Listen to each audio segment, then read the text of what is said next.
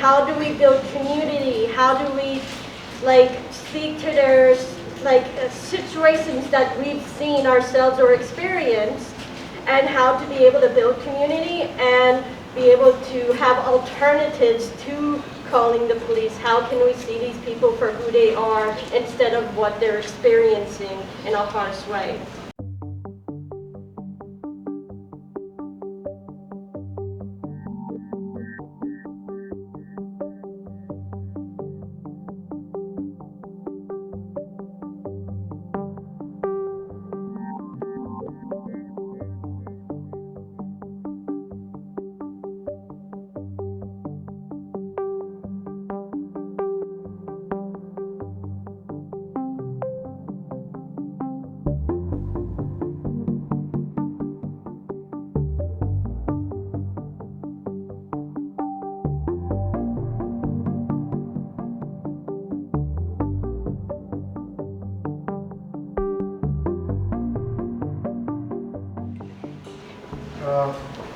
Okay, hey, I'm Jay. I'm a street worker with Les Nocturnes. Les Nocturnes is an independent autonomous street outreach project, harm reduction street solidarity project that started in 2017. We mostly work in the Southwest, and we do tons of police de-escalation, obviously, as you can imagine. Hi, my name is Kitty. I am an outreach nurse as well as a nurse clinician for the Indigenous Health Center Jajake. I also do... Okay. I'm also an outreach nurse for Open Door Shelter. I was also at the Shador Shelter through McGill University. The funding for that has ended, so now I'm pretty freelance. So I do a lot of outreach for persons encountering homelessness, as well as caring for the Indigenous population in Montreal, as well as those who are in the city. Hello, my name is Kathleen. I am a mixed two-spirit person who's living with disabilities. I am currently a student studying in special care counseling, and I want to come at it from an abolitionist standpoint. And I've experienced being unhoused myself for about 2 years, and so I only have a limited, but that's where I'm coming from. Hello, my name is Kevin. I'm an intervention worker for a few years now. I work harm reduction. I give workshop for intervention in good practice in overdose situation. I work with First Nation. I have worked with Kitty, and yeah. And I'm a person that did that have problem with the judiciarisation. Personne judiciarisée. Yeah. Okay, so.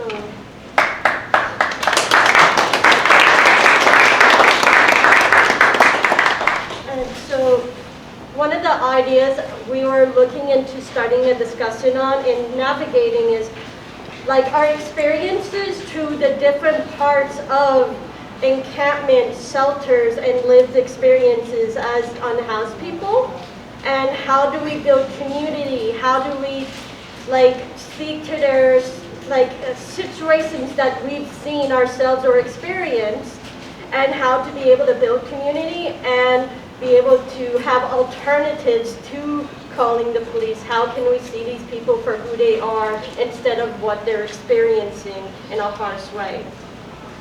I found out about Jay because Jay did a Facebook group from, it used to be called Wolfpack, and I found that Jay's work in going out to encampments is fascinating, to go out, deliver food, no matter what the circumstances are.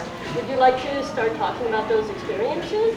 And some of them that really, I want to start kind of in a light way, because to see the dark experiences is so easy, but can you tell me the heartwarming moments that you've seen in those places? Oh, okay. Yeah, so what I have seen over the years that I've been doing this is really that like the community that gets built independent of the rest of the systems by people who are like really cast aside by society is like really incredible. You know, it's certainly not flawless, but generally like folks are always looking out for each other. They can de-escalate situations better than anybody else. They can deal with, you know, poison drug supply better than anybody else. Nobody can de-escalate a situation like someone who's like really like a part of the community. And when you know, things are at their worst, I think, which I see a lot, people are often at their best. And the people, the way that everybody kind of looks out for each other on the street is like super inspiring, I think, for me. It's something that like keeps me, you know, enthusiastic about being involved. It fights like the bleakness of that type of life, that world. And yeah, I think personally, I think that like just the community that forms out of hardship, I guess, is kind of, you know, it's beautiful. Also, one note of housekeeping, this is an open discussion, so if you want to share any experiences that really warmed your heart being able to interact with unhoused people, that is encouraged. Just raise your hand and we'll get mic passed to you. I would respond to Jay.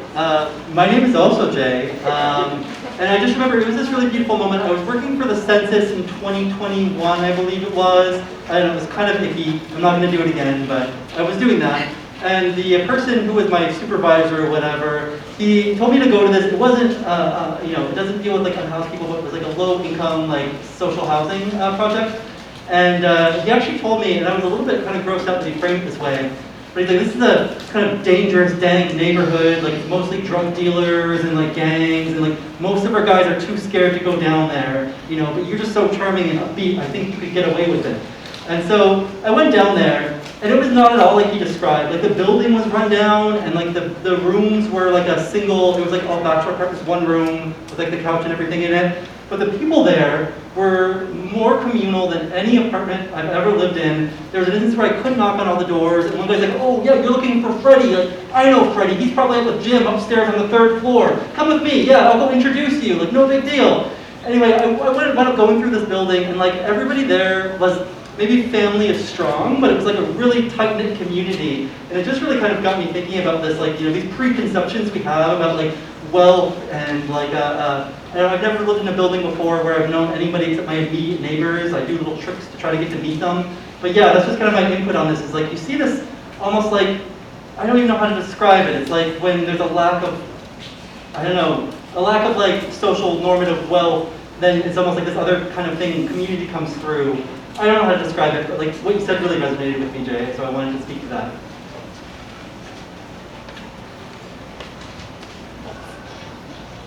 I just want to give a disclaimer right off the bat. I'm on day 2 of my ADHD meds of starting, so I'm really quite old. So I think I've already forgot half of Kathleen's question. About autistic and heartwarming moments that you've seen. Yes. I'll give a little bit of backstory of, maybe it will start a little bit dark, because I did have my experience of working as a remote nurse up in northern communities, which, as many of you know, have a very different kind of, but equally serious homelessness situation in flying communities in heavily networked. So there's a lot of trauma that I had witnessed there that I felt absolutely helpless to be able to deal with, and was not able to move out of an environment that was not my home, certainly. And so it took me a long time coming back, and after doing some clinical teaching in different clinical settings, there was a job opening at McGill University in the Ingram School of Nursing that offered for what they call the clinical nurse-led clinic network under the nursing department, and that had just opened up a year prior.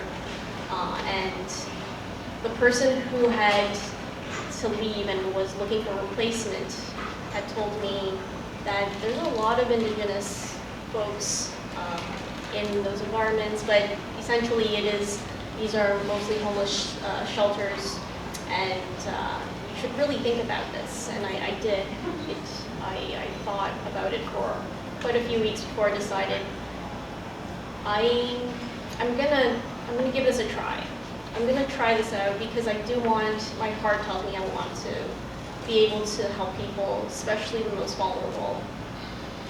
And I have to say this is probably professionally the best experience of my life. I've started this in January 2023. And the people I encounter, whether it's staff who have lived experiences, who haven't had lived experiences, but have just immense compassion, but most importantly, the participants at the shelter, they are so grateful for the environment that we have, just providing even just the most basic of services. I feel like I'm not providing enough. Our healthcare system, as many of you know, is very broken in Quebec, especially in primary care, and most certainly when trying to serve people encountering homelessness. So having on-site services and being able to just provide that, and seeing that we've been able to build trust and rapport with them, and that they feel safe enough to come to me, and also my colleagues, my students, have just brought me immense joy and humility. So I want to thank you. My experiences with being unhoused was that I was living in a very volatile situation in rural Quebec. I was living in Saint-Alexandre-de-Belleville. If you never heard of it, that's probably because it says hello and goodbye on the same sign. And I ran away from it because it was a volatile situation.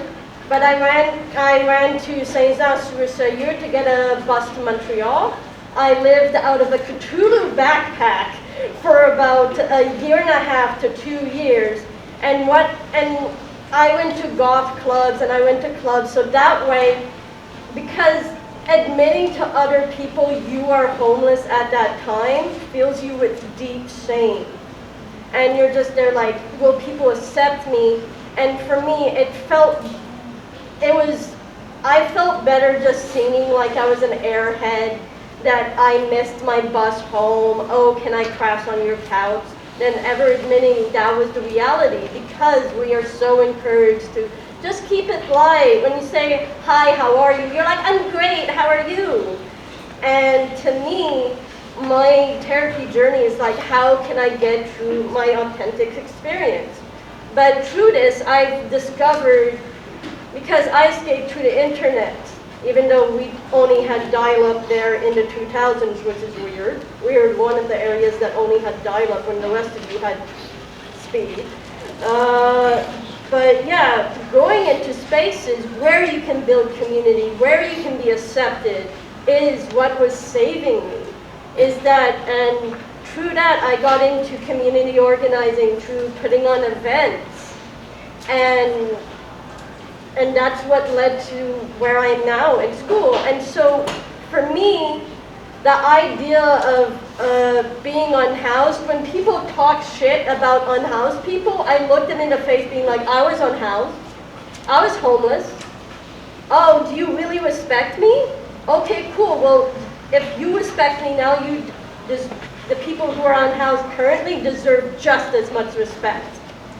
And I was extremely fortunate that in one of these spaces, I found my chosen mother. I had a woman who took me up off the street.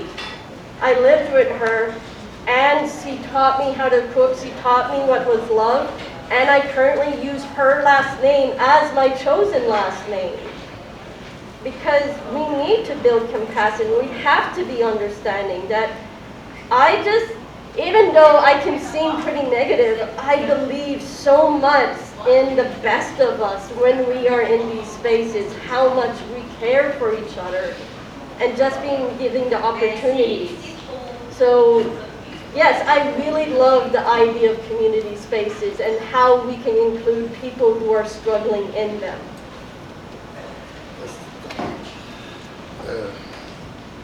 It's okay if I say it in French.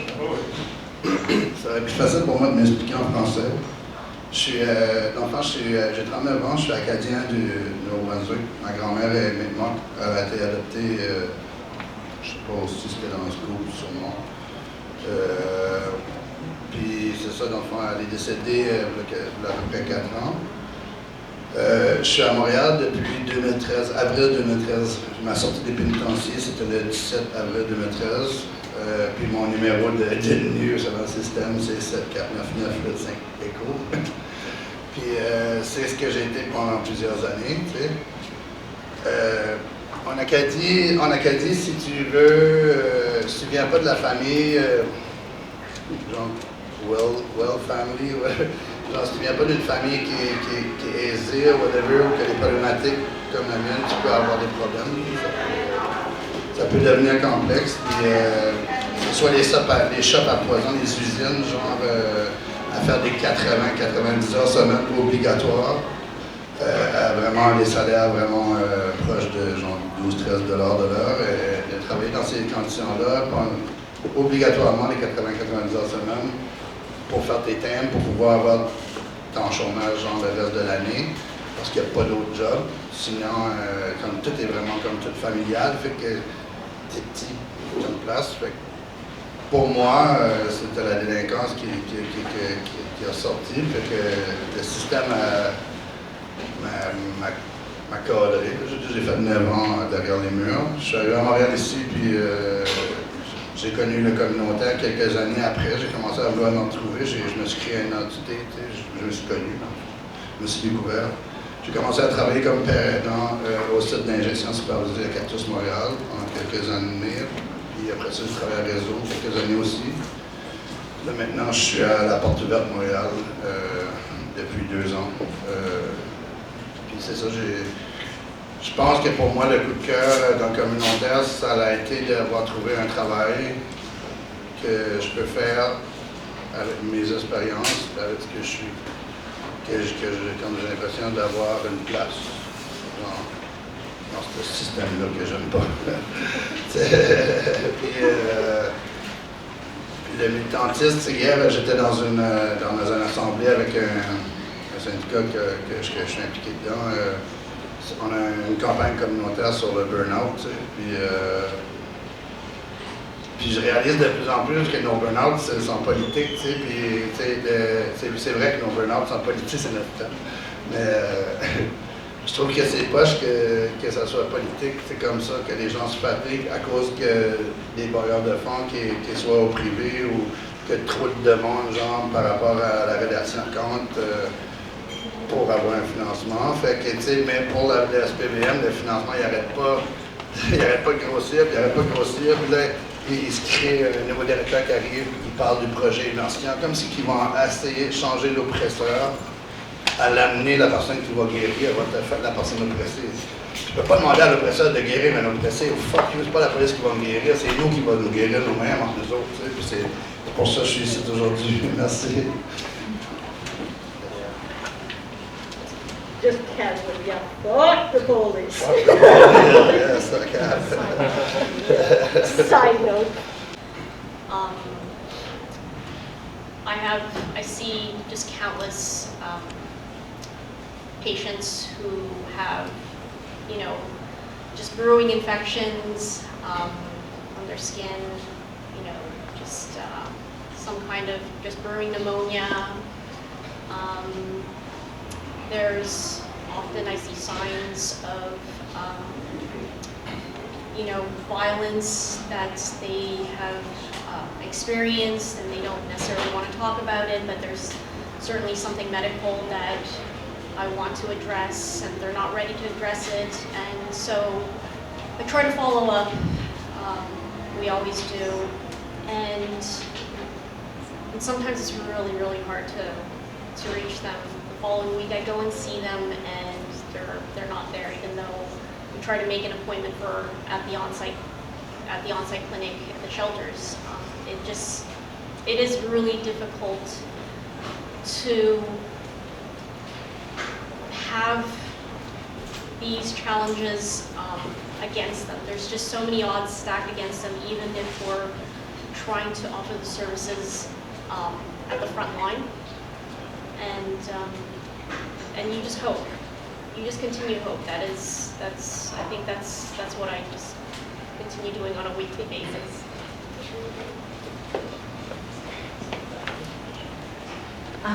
So I work at Stella, and we have the luxury of being able to do outreach all over the island. So it gives us a lot more insight into where people go. A lot of organizations will be in one neighborhood, and then if people disappear, unless they call you, you don't really know where they're going to be. So we go everywhere. We only work with women, so I can't really answer where the men are. But when it comes to women, obviously, whenever people are displaced, it rarely improves their lives. We see a lot of these women end up in prison soon after, because when you're displaced, you're not in your usual neighborhood, not your usual cops. Things happen, people, break into places or do other things and end up in prison. So we see a lot of displacement to prison pipeline. We also see a lot of women, especially if they appear really vulnerable, they'll get picked up by CLSC social workers and shipped off to some random housing far from anyone they know. And that tends to be really catastrophic for a lot of these women. I have an example recently of a woman who passed away within about 9 months of being moved from where she was for about 20 years. The trauma, everything about that. The disruption in drug use, there's so many ways that this can really put people's health in danger. And then what tends to happen is when people are displaced, they'll hear from other people around where everyone's going. Where's the neighborhood where we can go right now? And we also hear from cops who will pick up people from certain neighborhoods and drop them off elsewhere. We know, for example, about 2 summers ago, Chinatown here was a place where for some reason everyone was shipped off. Everyone was showing up here from all over the city and being told, that's where you're supposed to go, that's where you're supposed to go. And then the city was like, crisis in Chinatown, send more cops, send more repressive measures. So that tends to happen. It's not the first time that we see this, where people, in the 90s, everyone was shipped to Barrie, right? That was the place where you would go. Wherever you are, they'd pick you up and ship you there. And so they tend to do things like that. People, every now and then, will have someone who, a disruption in her routine will lead to some sort of decision to change something about her life. Those are really exceptional situations. So hospital, prison, other neighborhoods. And for women, obviously the other thing that tends to happen when we're homeless and we have nowhere to go and we're being displaced, we'll find whoever can let us sleep on their couch, usually some man, usually kind of creepy. That's how we get into a lot of really sketchy, violent situations indoors. And now we're no longer considered homeless, we're not visible, no one cares about us. And if we're sex workers, then we're not even eligible for domestic violence services because it's seen as something else. So that's what we have as insight as to where people are going.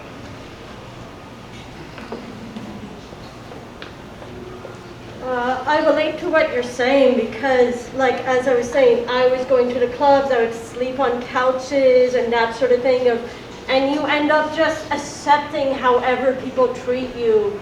Or I've had people say horrible things about me, being like, oh, I'm just trying to get them drunk enough to sleep with me.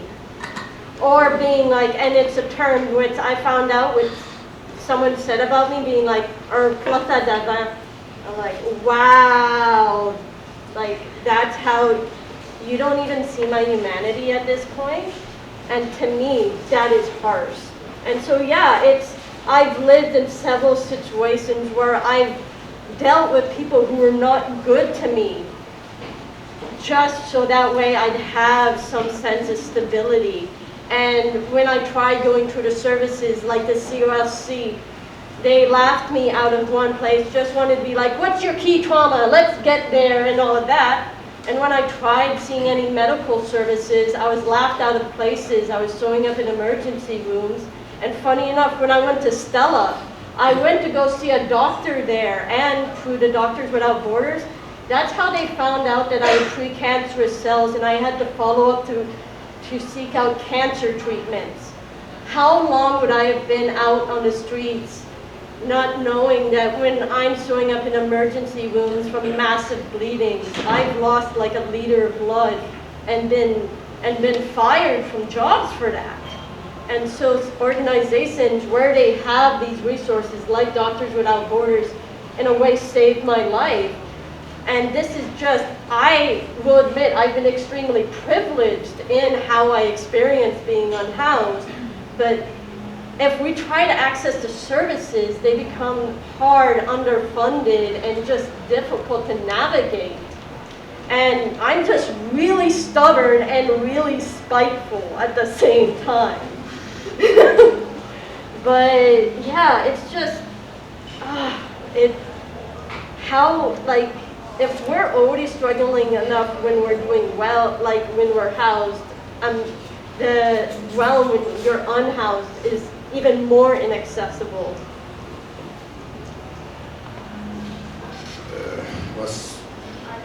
Je peux dire que, dans le fond, ma réinsertion, c'est mon travail, tu sais, puis parfois, je suis confronté, tu sais, ça fait 9 ans que je fais ça, puis je suis confronté à ma propre toxicomanie, tu sais, je suis un ancien utilisateur de drogue par injection en rémission. Fait que, en rémission, ça veut dire qu'il y a des parties, des fois, de ma vie, quand ça va pas bien, ou j'ai des trop grosses affaires que j'arrive pas à gérer, mon réflexe, c'est de me crisser une seringue dans le bras, puis de le faire tout seul, parce que, tu sais, j'enseigne aux gens pas de faire ça, mais je le fais tout seul, tu sais, puis parce que je suis intervenant, parce que je vais parler dans des ressources qui me connaissent toutes, parce que je suis un intervenant depuis longtemps, puis ça fait beaucoup que je fais ça, puis j'ai pas envie que mes participants savent que je consomme, j'ai pas envie que mes employeurs savent que je consomme. J'ai même pas accès à une désintoxication parce que je la paye de ma poche parce que je travaille. La plupart des organismes communautaires, la majorité, même peut-être tous les organismes communautaires à Montréal, ils ne donnent pas le service de désintoxication, genre payer, genre une thérapie ou whatever, pour l'intervenant ou l'appareillant, puis pourtant on encourage les personnes avec des crises expérientielles. Ben moi, je travaille dans ce domaine-là parce que j'ai un vécu expérientiel. Je suis rentré pas par l'école, tu sais, je suis rentré par Cactus, puis c'est là qu'a été mon école, tu sais. Puis, tu sais, maintenant que je vis là, tu sais, je dois faire face et accompagner les gens dans leur trauma, qui réaniment souvent les miens moi-même, parce que c'est ce qui fait que j'ai un contact peut-être plus proche avec la personne. Mais en même temps, la journée, parce que j'ai des phases de rechute qui peuvent durer des fois 1 an, une journée, 2 jours, je ne sais jamais quand ça arrive. T'sais. Tout ce que je sais, c'est quand ça arrive, c'est ma vie qui est en danger, puis que tout se détruit autour de moi. T'sais. Fait tu sais, les organismes communautaires, la réduction des méfaits, m'aide beaucoup parce que, tu sais, j'applique les principes de la réduction des méfaits dans ma propre vie. Genre, maintenant, je fume du cannabis. Je fume vraiment beaucoup de cannabis, mais je fume du cannabis si j'ai une prescription en plus. Fait que, tu sais, je suis, on va dire, abstinent. Plus je prends mes médicaments prescrits, tu sais. Mais, tu sais, je prends pas de méthadone, je prends pas de suboxone, je me pique plus, je m'injecte plus, puis je me mets plus dans le trouble. Puis j'ai gardé ma job, j'ai réussi à me relever les fois où j'ai tombé. J'ai juste pas été travailler, puis j'ai usé toutes mes maladies, mais c'est vrai qu'il n'y en a pas beaucoup de maladies dans ce domaine-là non plus, des fois. En tout cas, pas eu je travaille. Puis 2 semaines par année pour tous les traumas qu'on vit, c'est vraiment pas assez. Puis c'est ça. Je pense qu'à la base, le système est sous-financé, ben, tout le monde le sait. Là. Sous-financé, la police est surfinancée, puis le communautaire est sous-financé. Puis c'est ça le problème. Puis vraiment, pour vrai, j'espère, je souhaite, j'essaie d'être optimiste, puis je continue à faire ce travail-là dans l'espérance que les services vont se créer, adaptés à toutes les réalités. Puis aussi, il y a des personnes qui donnent les services soit respectée à la hauteur de la réalité aussi. And following from there, I would like to ask for us to be able to talk about experiences where you've seen police arrive at these places or situations and how they've escalated it instead of trying to resolve it, and how policing has only led to escalation of issues instead of de-escalation. Okay, I think everybody here can agree probably that police don't do anything but escalate the situation generally. You know, folks, they'll come into a situation and they walk in like so aggressively. It's something actually that is I've really noticed between emergency services. Like if a paramedic shows up, they are approaching like calmly. They've de-escalated themselves. They've done like, you know, some thought into this. And police, their only thought is that like, no, I've got to go and like be violent in this situation. Like no matter what. They're like, obviously they're not always like running in with their fucking guns out, but yeah, I've pretty much never seen police de-escalate the situation. I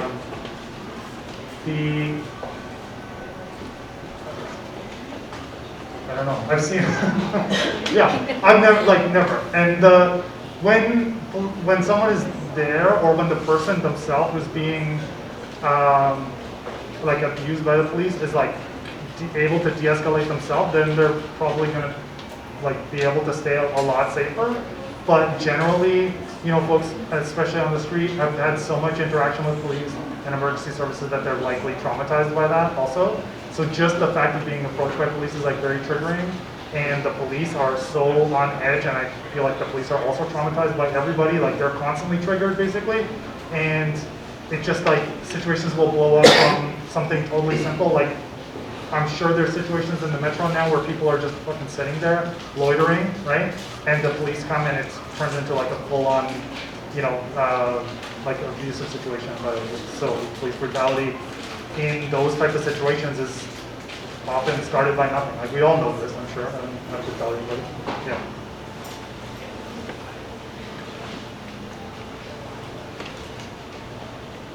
July 2024, or 2025, right? Yeah. So that's like last year. I was just finishing work and just stepped out of the shelter with another outreach nurse, CLSC. And we noticed that there were paramedics and that just arrived at the corner of Prince Arthur and Park. And there were 2 cop cars already there, and 2 of our outreach workers at Open Door were also there. We approached them, spoke with the outreach workers, hey, what's going on? We noticed that one of our participants was lying on the ground, not conscious. And so they said, yeah, we called for an ambulance. They're, you know, and they're just setting up right now. And we said, well, obviously she's unconscious. She does have to go to the hospital to get checked, just to make sure that there is no brain injury. The outreach workers then told us that there might have been rumors that she might have been assaulted earlier prior to this. And we also noted as well, the nurse and I noted that her pants weren't necessarily on. And the paramedics approached the cops. There were about 6 of them, 6 or 7. And they discussed amongst themselves and then proceeded, so they woke her up, and she was quite, I think she was still a bit disoriented. There was definitely no conversation between paramedics or the police with her to ask her if she wanted to be taken to the hospital. I think there was just maybe just a couple of words exchanged if she was even answering, but at that point, the cops and paramedics proceeded to wrap her up, log roll her, and onto a stretcher. No warning, no advising. And reasonably, she was very distraught and fought back, but there was at least 5 of them pinning her down onto the mattress, onto the stretcher mattress. And I can remember that she had tried to, as a result, because she was pinned and they were trying to do, at this point, probably like 6-point or 7-point restraint, she tried to spit at them. The cop that was closest to her head had then put a mask on her and then pinned her face onto the mattress. And she proceeded to look straight at me. Her mask was down. She recognized me. And she said, "You're the nurse," or she said the doctor, I'm not. But "You're the doctor, look what they're doing to me. Look what they're doing, help me." And I was stunned. And the outreach workers asked me, "What do we do? What do we do with this?" And in my mind, I'm battling she does need to go to the hospital with, what the fuck are they doing? This is not appropriate at all. This is completely excessive. This is violent. Where is trauma-informed care? I don't think they understand any of that concept. They might not have even been introduced. And I proceeded with one of the outreach workers, tried to de-escalate by speaking on the side to reach out to her, to connect with her. And they ordered me to back off. And they finally restrained her, sent her off on her way. We tried to discuss a plan, the outreach workers and I tried to say, why don't you guys follow her to the hospital? Because she is not going to get the help she needs in the situation she's in the state she's in. And we wanted to do that.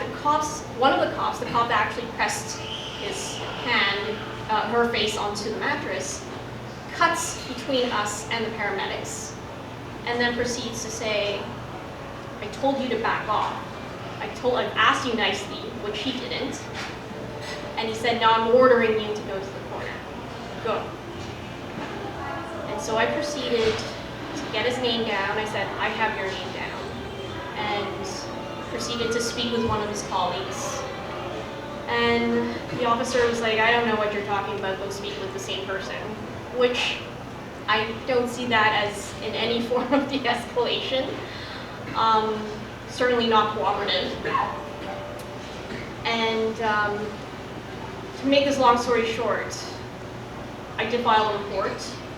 A sergeant did call me a month later at 9 p.m. and proceeded, when I told him the story of what happened, proceeded to tell me that he'd been working with this officer for 3 years and how, he's an upright officer who's doing his job. I think I'll leave it there because I think it does still trigger me to think about how violent that was and how helpless everybody who was supposed to be helping this person, as well as the person themselves, felt, and how angry we were.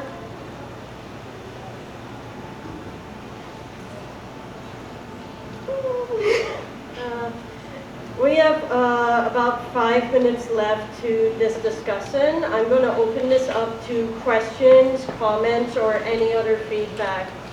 If anyone's open to that, or we can...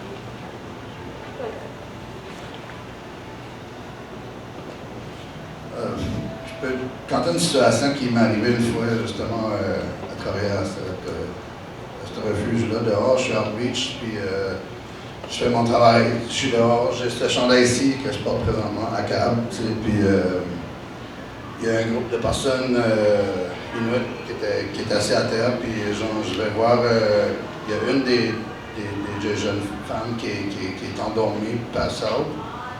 Puis tu sais, ma job, c'est de vérifier si les gens sont en overdose, fait que je vais voir, puis j'essaie de réanimer par le bruit et la douleur. La personne, elle respire bien, sa respiration est normale, mais elle est inconsciente.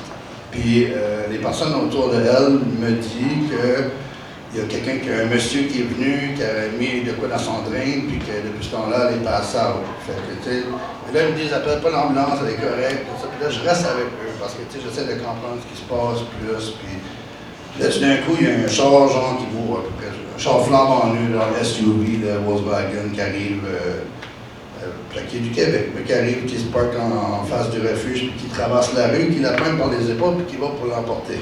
Fait que moi, j'appelle la police, je dis non, tu ne l'amènes pas. Il fait croire qu'il travaille pour Maquivic, puis que la personne, c'est une personne qui travaille pour Maquivic, mais dans le fond, il ne travaille pas pour Maquivic, c'est un sous-traitant de construction qui va dans le Grand Nord, qui les Antilles. Puis, ce que j'ai su après, c'était comme le monsieur, genre, la fille a genre 23 ans, le monsieur a peut-être 60 chaque année, puis tu sais, il veut l'amener, puis ça serait lui qui l'avait drogué, qui m'ont dit, fait que moi, quand les polices sont arrivés, ils ont dit, ils ont commencé, pourquoi tu penses qu'on veut t'aider, toi, avec ton chandail, et tout ça, puis ils commencent à chialer à moi, l'intervenant qui est en charge, j'ai une crise, une personne qui va se faire kidnapper, qui s'est fait droguer. Au lieu d'être professionnel, genre, ils m'ont envoyé mon t-shirt. Puis, genre, tu sais, ça, c'est juste c'est ça, j'aurais à dire. Enfin, je pense que cette journée-là, c'était la merde. En plus que cette personne-là est rentrée en protocole de sécurité qui s'est fait amener au CHUM. J'ai rentré après, je l'ai accompagné la personne au CHUM. Après ça, je m'ai rentré chez moi parce que mon corps de travail était fini. Quand je suis rentré le lendemain matin, le CHUM était censé la mettre en protocole de sécurité. Le CHUM l'avait laissé partir avec ce monsieur. C'est ça le système qu'on a présentement. Fait que le communautaire fait vraiment des miracles. je l'avoue, là, j'en participe.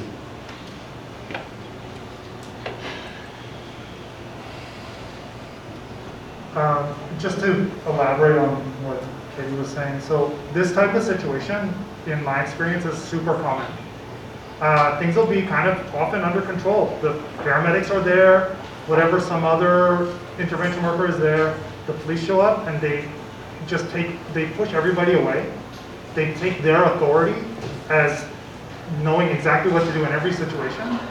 And it's just that they make everything about themselves, you know? They're like this situation is the same thing. It's like they're there for a different reason.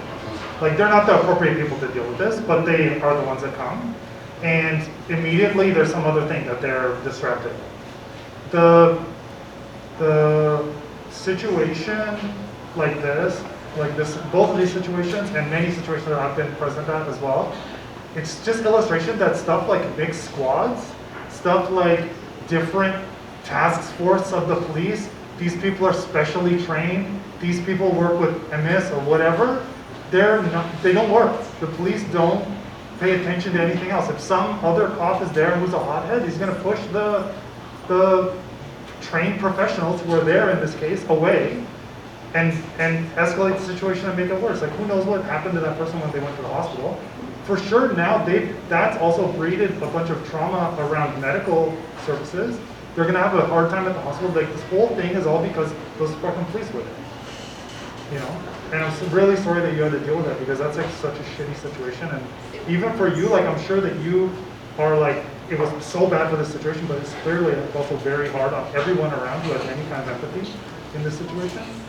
And this is like probably the most common thing that I see, is that someone is already there, or obviously there's more appropriate people than the police to deal with things, but someone is already there dealing with it and the police come and they just push it away. So I'm sure this also happens in all of the mixed squad type situations, that there's the person there who's there supposedly like whatever, they're a mental health worker, they're a street intervention worker, something like this. They're there, and really, like the best thing that they can do is just de-escalate the fucking police. It's like they're not even there to help with the situation in any other way than to keep the fucking things calmed down. You know, like it's just none of that stuff works. Like this, just need to get them the fuck out. The cops, and also the mixed squads. Fuck mixed squads because that has fucking cops there.